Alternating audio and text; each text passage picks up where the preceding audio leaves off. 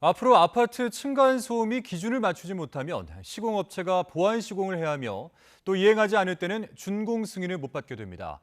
기존 주택 방음 보강은 융자와 재정 보조를 받게 되고 LH 공공주택은 바닥을 4cm 더 두껍게 하기로 했습니다. 이승윤 기자입니다.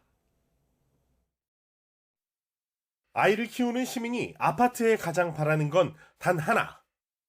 층간소음에 조금 중점을 주셨으면 해요. 아이 있는 집은 그게 제일 중요해서 다른 거 없어요. 이런 바람을 담아 정부는 새로 짓는 아파트가 층간소음 기준을 맞추지 못할 경우 시공업체에 보완 공사를 의무화했습니다. 지금까지는 기준인 49데시벨, 즉 조용한 사무실 수준을 맞추지 못했을 때 보완 시공이나 손해배상은 권고에 불과했습니다.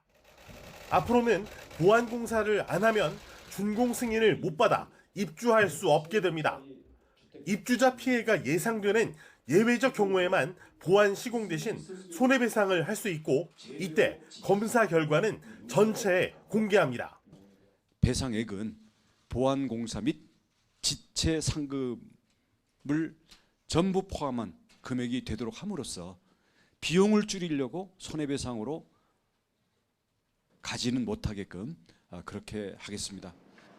또 검사 대상을 2%에서 5%로 늘리고 시공 중에도 검사에 쉽게 보완 시공할 수 있도록 추진합니다.